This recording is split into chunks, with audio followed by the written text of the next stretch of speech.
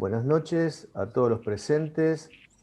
Para que tengamos una mejor calidad de la actividad, les pedimos que por favor silencien los micrófonos. Vamos a dar comienzo a la última de las propuestas de estas jornadas de electrónica sustentable 2020, con el seminario Introducción a las computadoras cuánticas, que nos van a dictar el ingeniero Alfredo Rivas, docente de la casa, auxiliar de física electrónica, científico de datos de Mercado Libre, y el señor Edgar Leit, estudiante avanzado de nuestra carrera, becario y colaborador del Laboratorio de Tecnología Biomédica. Vinimos a escucharlos a ustedes, Alfredo, Edgar. No me queda más que agradecer a todos los presentes y te paso la palabra. Bueno, gracias. Bienvenidos a todos. Voy a compartir mi pantalla. Ahí me dicen si se ve bien. Sí, perfecto. Bueno. Gracias, bienvenidos. Vamos a empezar con lo que es la introducción a computadoras cuánticas. La idea es dar una breve charla introductoria, que se lleven una idea de cuál es el estado actual de desarrollo, cuál es el principio de funcionamiento de estos equipos, y cuáles son las perspectivas a futuro. Les pido tengan en cuenta que hay muchas cuestiones, hay muchas... ¿Perdón? Disculpen. Pensé que alguien hablaba. Bueno, no, adelante, adelante. Les pido que por favor tengan en cuenta que hay muchas técnicas y muchas cuestiones que todavía no están estudiadas del todo, inclusive por científicos. Entonces, nada, es una introducción, ¿sí? Con respecto al temario que vamos a estar tratando, vamos a estar, haciendo una pequeña introducción.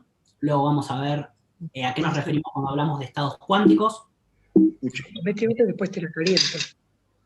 Vamos a intentar entender cómo se pasa de bits a qubits, o sea, cuál es la diferencia entre bits y qubits.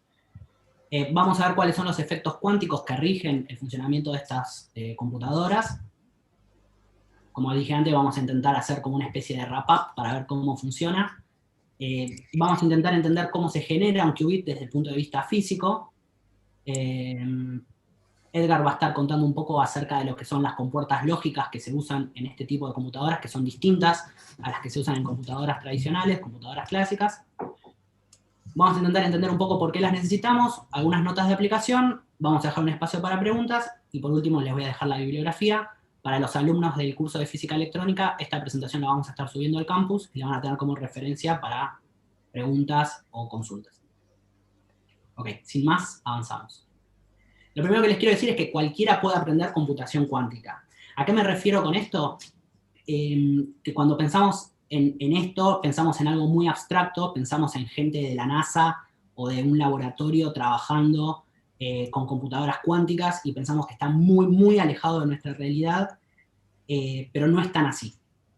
No es tan así, existen conexiones que nos permiten desde nuestras computadoras de hogar, de escritorio, conectarnos a simuladores e inclusive a computadoras cuánticas reales para resolver problemas reales, ¿sí?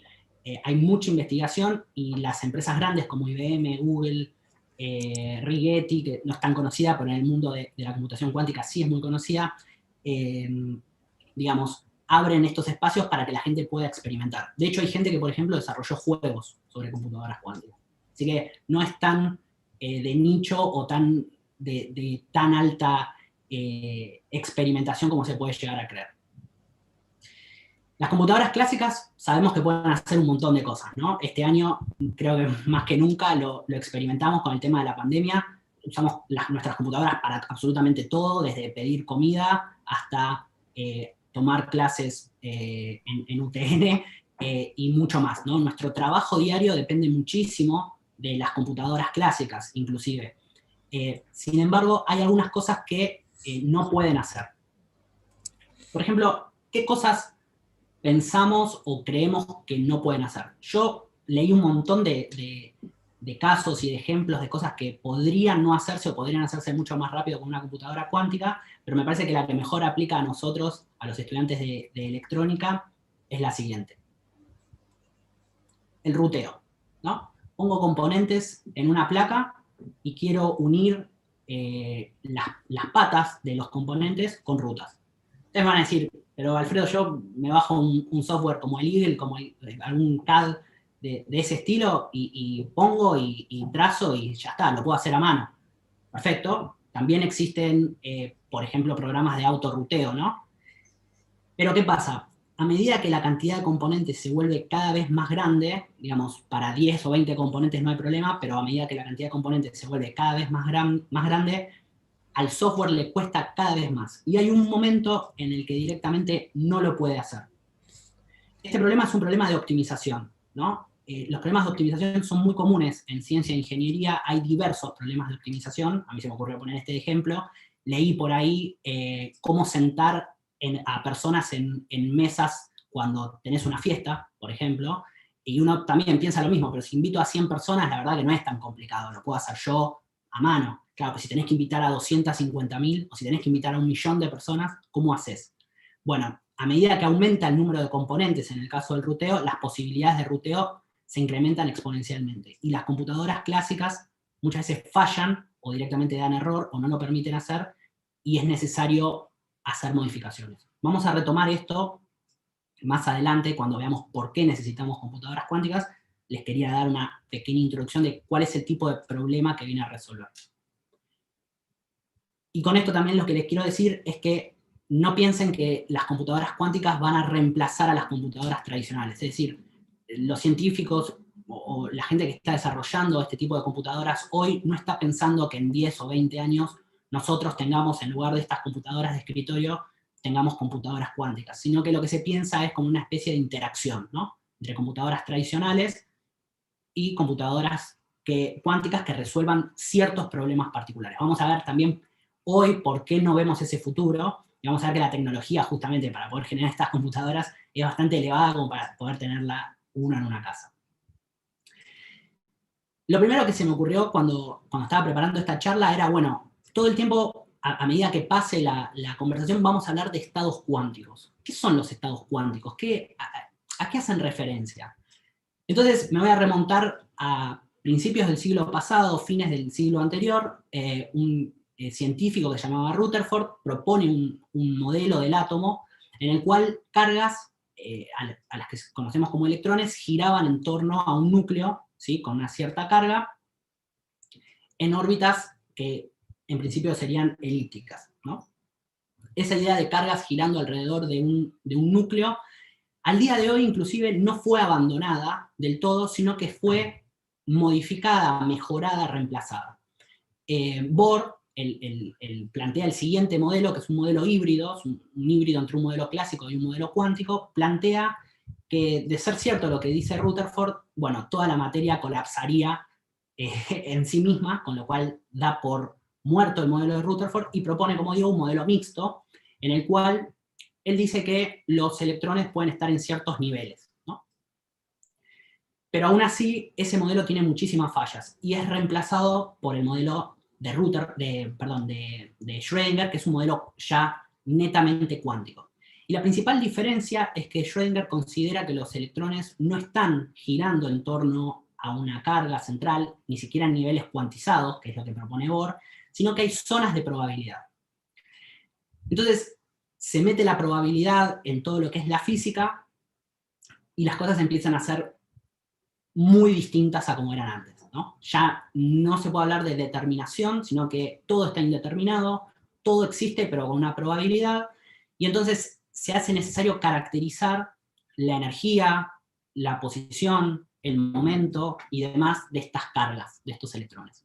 Y para hacer eso se plantea un concepto abstracto que es el de los números cuánticos. Para el átomo hidrogenoide, básicamente tenemos 4 números cuánticos. El primer número es el número principal, creo que es el más conocido por todos, se llama, por lo general le decimos también kappa, y se representa con la letra n, y toma valores enteros, ¿no? Y básicamente, dejo esta imagen porque lo que viene a representar un poco es la distancia que tiene la carga con respecto al núcleo. Más bien la zona de probabilidad donde se puede llegar a encontrar ese electrón con respecto al núcleo, ¿no? Cuanto más alejada esté esa carga con respecto al núcleo, más energía va a tener. Ahora sí voy a pasar al siguiente slide. porque me interesa que ya lo empiecen a visualizar. A la izquierda tenemos un poco la idea de lo que sería el número cuántico principal, ¿sí? A medida que el electrón, a medida que n aumenta, el electrón tiene una zona mayor, se encuentra en una zona mayor, más alejada del núcleo, y digamos, este concepto de número cuántico involucra al concepto de energía, no solamente el de distancia, sino el de energía, principalmente el de energía. El segundo número es el número secundario, o lo que se llama subcapa, y se representa con la letra L. Y caracteriza la forma del orbital, ya que no siempre sería una esfera. Otra cosa importante, que acá salté de decir, es que en el modelo de Rutherford o en el modelo de Bohr, se consideraba el electrón girando en órbitas, ¿no? Podemos pensar a la órbita como un concepto de 2 dimensiones. En el modelo cuántico, el electrón pasa a estar en una zona 3D, ¿no? Entonces,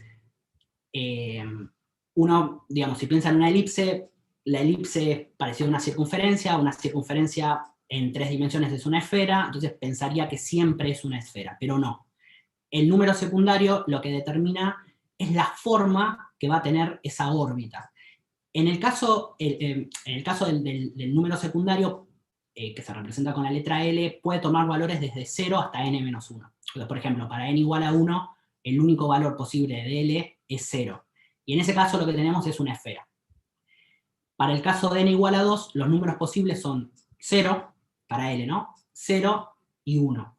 En el caso en que valga 1, ya la forma no es una esfera, como estoy marcando acá, sino que la forma es una especie de monio. Serían como dos parecidos, digamos, figuras parecidas a esferas unidas en un punto, como formando un monio. Si en realidad n vale 3, las posibilidades son L igual a 0, L igual a 1 o L igual a 2. Cuando L es igual a 2, en lugar de un monio, lo que tengo es como 2 monios, ¿no? Digamos, como atravesados, como dice la figura que está acá en azul en el medio. Cuando L vale 0, a ese orbital se lo llama S. Cuando L vale 1, a ese orbital se lo llama P. Cuando L vale 2, a ese orbital se lo llama D, y así sucesivamente, y eso es lo que, el número principal y el número secundario, digamos, uno al lado del otro, es lo que conocemos como 1S, 2S, 2P, 3S, etcétera, etcétera, que lo estudiamos en química, lo estudiamos en las primeras materias de física, porque lo que hablan es de la estructura atómica, ¿no? Y después hay 2 números más. El número que me importa, lamentablemente, es el último, así que tengo que pasar por el número intermedio. El tercer número es el que se llama número magnético, que también se conoce como momento angular orbital, y se representa con la letra m sub L, y puede tomar valores desde menos L, del número secundario, hasta más L. Por lo cual, por ejemplo, cuando L vale 1, m sub L puede tomar valores menos 1, 0 y 1. Y esta es la representación que tengo acá. Estos 3 valores. Básicamente lo que me dice ese número magnético es la orientación que va a tener la órbita digamos, en la estructura tridimensional, ¿no? Fíjense que el monio, en este caso, se acomoda en cada uno de los ejes. Cuando L es igual a 2, las posibilidades son menos 2, menos 1, 0, 1 y 2, y esas 5 posibilidades son las que se ven en este segmento azul, y así sucesivamente podemos ubicar al electrón, digamos, podemos caracterizar al electrón con estos 3 números, ¿sí? Uno lo que indica es la energía, otro lo que indica es la forma de la zona espacial que va a ocupar, otro lo que indica es la posición tridimensional que va a ocupar, y el último número, y el número que realmente nos importa para la parte de computadoras cuánticas, es el número de spin, que también se conoce como momento angular intrínseco, y se representa con la letra m sub s. Voy a hacer un poco de hincapié en esto, voy a pasar al siguiente slide.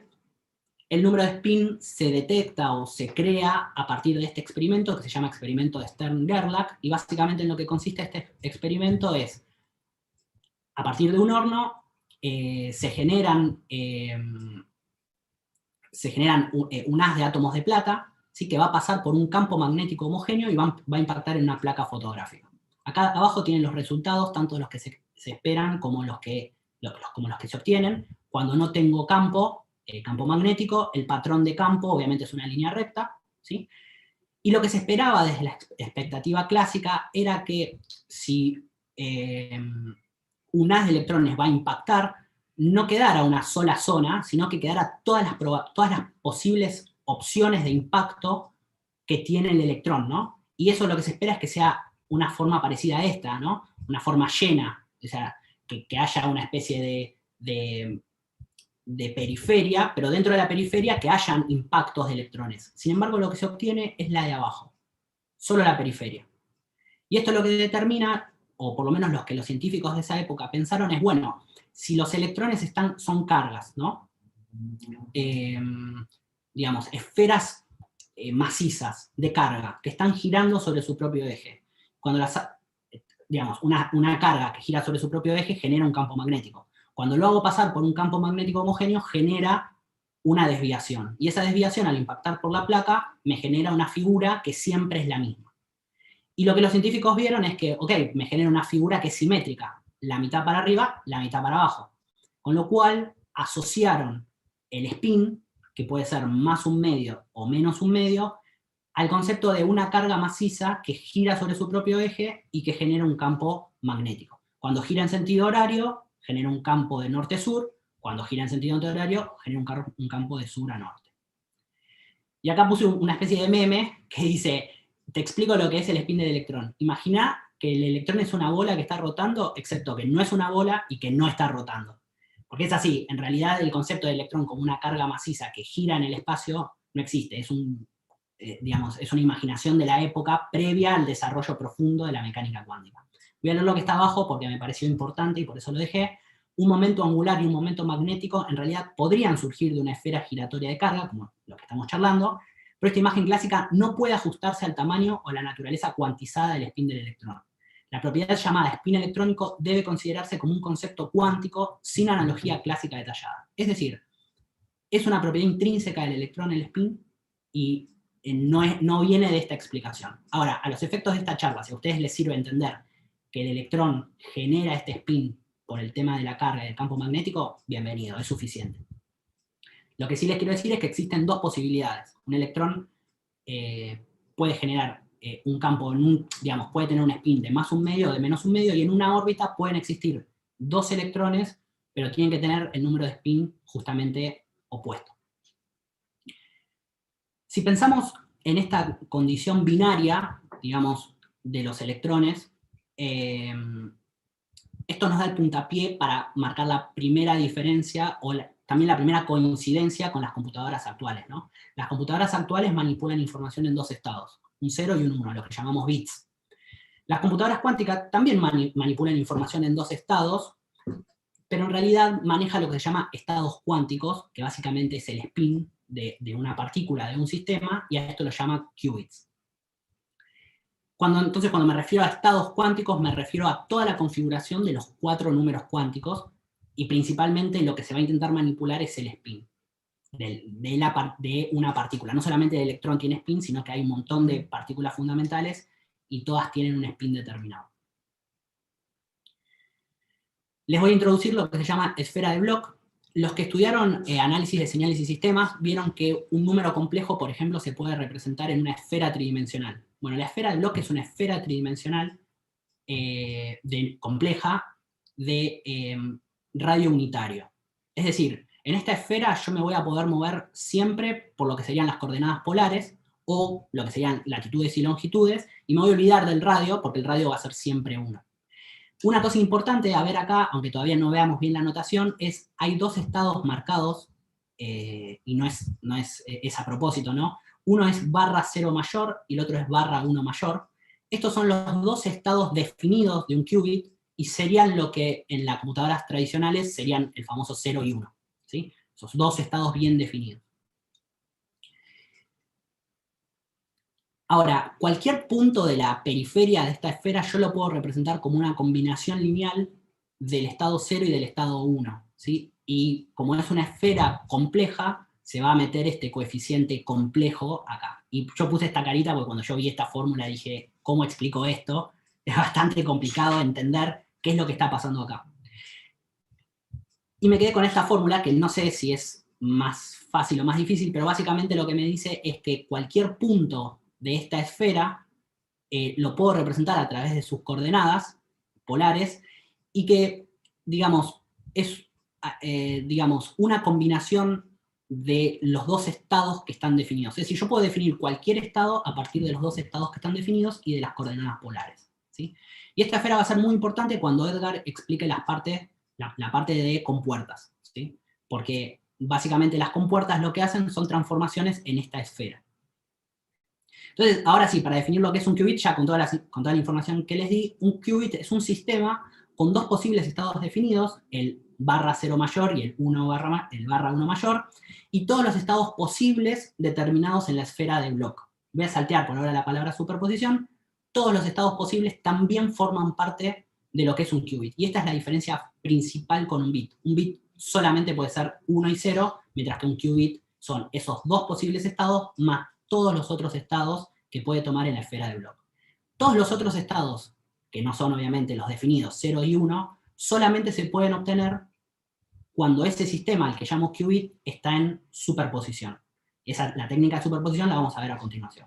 Antes de pasar a eso, lo que les quiero decir es que los sistemas pueden ser de tamaño macroscópico, como un circuito superconductor, o pueden ser microscópicos, como un conjunto de iones suspendidos mediante campos eléctricos. Lo que vamos a estar viendo en la parte de cómo se forma un qubit va a ser la primera opción, un sistema de tamaño macroscópico con un circuito superconductor, ¿sí? Con respecto a la notación del 0 y el 1, a esta notación se la conoce como notación bracket o notación de Dirac, y básicamente lo que nos permite hacer la notación bracket es simplificar la notación matricial, porque lo que estamos manejando en estas ecuaciones son matrices, ¿sí? Matrices de n estados en función de la cantidad de qubits que tengo. Acá yo estoy pensando nada más en un qubit con las posibilidades 0 y 1, ¿no? Pero cuando tengo múltiple cantidad de qubits, esta notación, estas matrices se van haciendo cada vez más grandes y cada vez es más difícil manejarlo, por eso es que Dirac inventó esta notación. Todas las cosas que vamos viendo son disparadores. Podemos estar toda una charla intentando entender la notación bracket, o podemos estar toda una charla intentando entender la esfera de Bloch, que se llama así por la persona que lo inventó, que se llama Felix Bloch. Así que no se preocupen, a mí me gustaría que ustedes se lo lleven como una primera aproximación al tema, ¿sí? Y digamos, que puedan investigar en profundidad sobre esto. Bueno, esta imagen la elegí por lo siguiente. Ahora lo que voy a explicar es el tema de superposición, ¿no? Fíjense que en Amazon alguien vende una taza que se llama Schrödinger Gato en el estilo de Mondrian Quantum Superposition. El tema de la superposición cuántica está en nuestra cultura general ya, ¿no? Y es el famoso ejemplo de Schrödinger del gato vivo o gato muerto, a tal punto que se venden tazas por Amazon, ¿no? Básicamente lo que dice para los que no cursaron física con nosotros este año, o para los que vienen de otro lugar, lo que dice la técnica de superposición es que cuando uno piensa, por ejemplo, en una caja con un gato adentro, ¿no? Uno piensa que el gato puede estar o vivo o muerto antes de ver la caja, ¿no? A Schrödinger lo que se le ocurrió es que el gato, además de estar vivo o muerto, puede estar vivo y muerto, en los dos estados. Y que uno, y acá está el concepto clave de la superposición, lo que uno hace es definir el estado cuando va a observar lo que está dentro de la caja. Es decir, Schrödinger lo llama colapso de la función de onda. El colapso de la función de onda ocurre ante la medición. Si yo no mido, si yo no veo lo que está pasando, no puedo decir que el gato solamente puede estar en dos estados, vivo o muerto, sino que también podría llegar a decir que el gato está vivo y muerto. No pensemos en animales, porque los animales solamente pueden estar vivos o muertos, pero en el caso de un qubit, puede estar en 0, puede estar en 1, o puede estar en 0 y 1 a la vez. El ejemplo, me parece más sencillo para entenderlo, es, piensen en girar una moneda sobre la mesa. Ponen una moneda de canto sobre la mesa y la hacen girar. Si yo en un momento cualquiera de ese giro les digo, ¿en qué estado está la moneda? ¿Cara o seca? Ustedes no lo pueden definir, pero la realidad es que la moneda está en los dos estados, está en cara y seca. Eso es lo más parecido a lo que podemos decir que es la superposición, y la definición es cuando la moneda cae. Cuando la moneda cae, ahí sí o es cara o es seca. Bien, vamos a pasar a la siguiente técnica. La siguiente técnica es la que se llama entrelazamiento cuántico. Estas técnicas son las que van a determinar cómo funciona una computadora, ¿no? Entonces ya expliqué qué es un estado cuántico, qué es un qubit, por lo menos de una forma lógica, Y ahora lo que voy a decir es cuáles son las técnicas que dominan el funcionamiento de una computadora cuántica. Ya expliqué lo que es superposición, ahora voy a explicar lo que es el entrelazamiento. El entrelazamiento cuántico creo que es una teoría que funciona, se ve el efecto en la práctica, pero todavía los científicos no terminaron de definir por qué ocurre eso, ¿sí? Es una teoría desarrollada por Einstein, Podolsky y Rosen hace mucho tiempo, creo que antes de los 50 o por los 50 del siglo pasado, y básicamente lo que dice es que si dos partículas o dos sistemas cuánticos están entrelazados entre sí, cuando yo genero un cambio en uno de esos sistemas, el otro reacciona de manera inmediata. ¿Qué quiere decir de manera inmediata? ¿La velocidad de la luz? No, inmediato. Es decir, ocurre inmediatamente. No hay una velocidad, es un cambio instantáneo. La relación entre ambos sistemas no tiene nada que ver con la distancia. Yo puedo entrelazar una partícula que está en Buenos Aires y otra que está en la Luna, y si yo voy a la Luna y le cambio el estado a esa partícula, en Buenos Aires la partícula va a cambiar, o el sistema va a cambiar de manera inmediata. Esta característica, Einstein también la llamó acción a distancia extraña, ¿no? Porque, digamos, es como un resultado de la mecánica cuántica, pero que no tiene una demostración, digamos, por sí misma. Es una propiedad intrínseca que ocurre dentro de la mecánica cuántica. Y la tercera propiedad, que a mí me parece, digamos, creo que la conocemos todos, o por lo menos todos tenemos una idea, pero no se suele asociar a lo que es la computación cuántica, es el tema de la interferencia. La interferencia es una propiedad de las ondas, por lo general, y hay de dos tipos, interferencia constructiva e interferencia destructiva. Y básicamente de lo que trata es, cuando yo tengo dos ondas que están en fase, si las sumo, lo que se suman son sus amplitudes y por lo tanto tengo un efecto de amplificación. Cuando tengo dos ondas que están en contrafase, si están perfectamente en contrafase, lo que ocurre es que se aniquila completamente como figura en la imagen, ¿no? Después hay intermedios. Si no está completamente en contrafase, voy a generar atenuaciones de la señal original y composiciones, ¿sí? Pero pensemos en amplifico y, digamos, achico, ¿sí? Contraigo. Pensemos en esos dos estados. Digamos, este concepto es fundamental y sin esto no podría funcionar una computadora cuántica.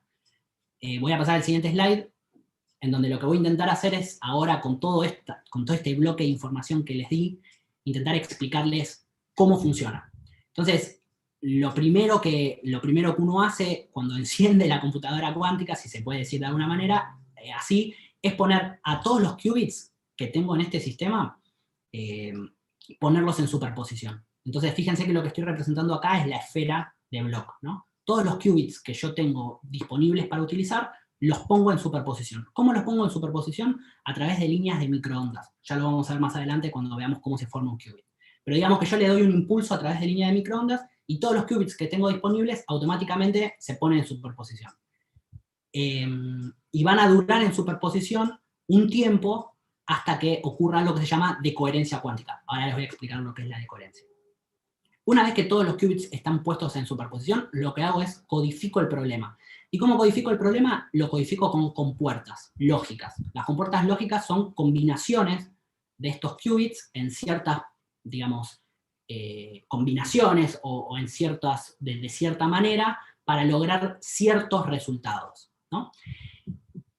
¿En dónde entra el entrelazamiento cuántico en todo esto? Cada compuerta se va a conectar entre sí, digamos, gracias a la propiedad del entrelazamiento cuántico, con lo cual cada compuerta va a conectarse entre sí de manera instantánea. No tenemos que esperar a la salida de una compuerta y a la salida de la otra para que ocurra algo, sino que, digamos, todo el proceso que esté codificado va a ocurrir instantáneamente porque una vez que pongan las entradas, la propiedad de entrelazamiento cuántico lo que va a hacer es producir una salida de manera inmediata. Ahora, digamos que lo que va a hacer la computadora, si pensamos por ejemplo en una especie de laberinto, es intentar recorrer todos los caminos del laberinto al mismo tiempo. Pero, como sabemos, del laberinto por lo general hay una sola respuesta que es única, y de una combinación de compuertas solamente puedo tener una salida, o por lo general una salida que sea la que satisface al problema. Entonces acá es donde entra la parte de interferencia. yo voy a codificar cuando ponga en superposición a los qubits a cada uno de ellos con una fase.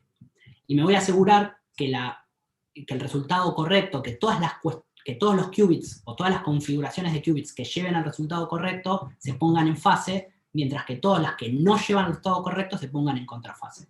Y al hacer eso, digamos, y al aplicar este procedimiento, por el proceso de interferencia, lo que va a pasar es que se va a maximizar la respuesta correcta y se va a minimizar la respuesta incorrecta. Y de esta manera, la computadora va a producir un resultado. Estamos explicando cómo funciona una computadora al nivel de qubits y compuertas, ¿no? No estamos hablando de un sistema operativo ni nada, estamos explicándolo al nivel más bajo, más lógico. Voy a poner en la entrada los qubits con la configuración que quiera, voy a armar compuertas, esto se le llama codificar el problema, y voy a aplicar entrelazamiento cuántico e interferencia para producir una respuesta. ¿Y cómo esto me da una ventaja sobre una computadora clásica? Bueno, pensemos, si fuera n el número de bits, la cantidad de hilos que puedo atender de a 1 por vez en una computadora clásica es 2 por n. 2 porque un bit puede tomar 2 estados, y n la cantidad de bits, 2 por n.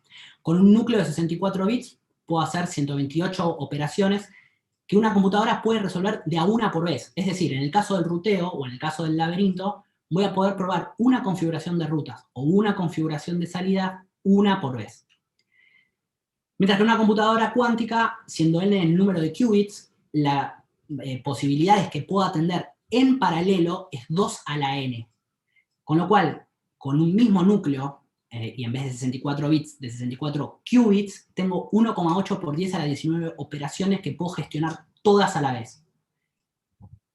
Todas las combinaciones posibles a la vez me van a dar todos los resultados posibles, inclusive los incorrectos, y para llegar al resultado correcto es clave la interferencia. Lo que queda de relieve con esto que estoy explicando acá es que una computadora cuántica me da un poder de cálculo increíble, descomunal, versus a las computadoras tradicionales.